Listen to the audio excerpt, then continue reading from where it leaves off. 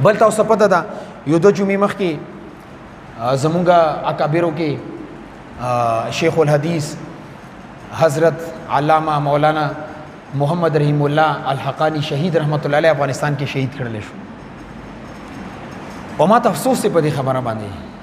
پته نشته مونږ یو عالم شهید شي سترګې مې نه وي صفه کړي بیا اوخ کې پکې راشي بل عالم شهید کړي شي یا پاکستان په خاور یا په هندستان یا افغانستان او یا بنگلاديش د درې څلور ملکونو چې دي کې علماو جنازه او علماو قتل ډېر زیات آسان دي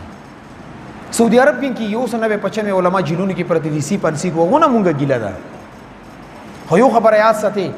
پیغمبر صلی الله علیه وسلم فرمایي چې یو خبره یاد ساتي اخرت ته چې کله مونږ نږدې کیږو د امت نږدې کیږي نه د علم به اوچت شي او یاد ساتي علم به اوچتيږي بقبض العلماء علما بدرنا الله په اوچت کی یو عالم موت العالم موت العالم د یو عالم مرد پورا عالم مرد دی تاسو دغه خدمات ته وګورئ دا یو کال مخکې دلته جامع زبیریه کې ور باندې خودکش حمله وشو الله پاکي کې بچو یو اډمو شاګردانی شهید شو دا پکې زخمی شو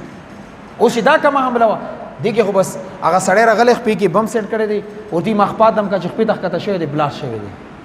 وروري شهید شوی دی یو بچي زخمی شوی دی اور نور طلبه شهید شوی دي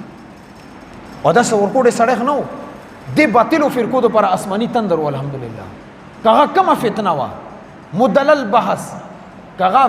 د وهابیت فتنه وا کغه د غیر مقلدیت وا کغه د مودودیت وا کغه نیچریت وا چې کومه فتنه وا کغه سیفیت وا کسلفیت وا د ټولو فتنو ده او تاسو د علمي استعدادي اندازه دینه ولګي پېښور څومره غټي غټي مدرسې دي د علوم حقانیه شته جامع اشرفیه شته نور غټ غټ دارالعلوم سرحد جامع عثماني پېښور د غټي غټي مدرسې دي واړې دورې کې ور سره 1900 طلبه او د کال شروع کې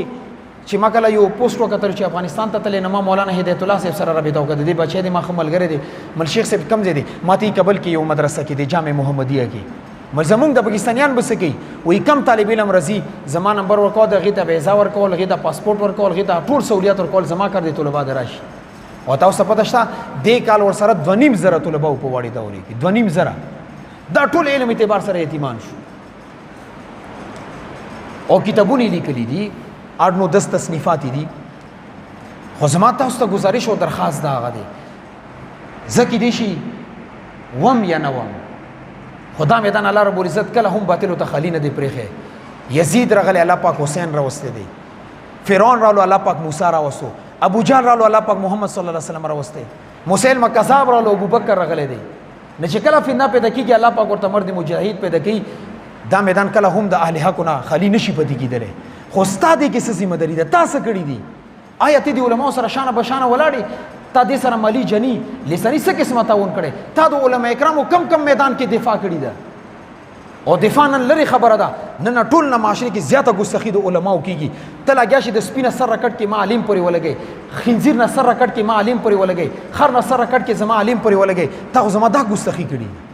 هغه باوجود ته قرآن هم هم حدیث هم هم او زه د باطل په نشانه باندې هم يم ګولا رضی اول زما په سینې باندې لګي حد کړه رضی اول زما له سنو ته چول کیږي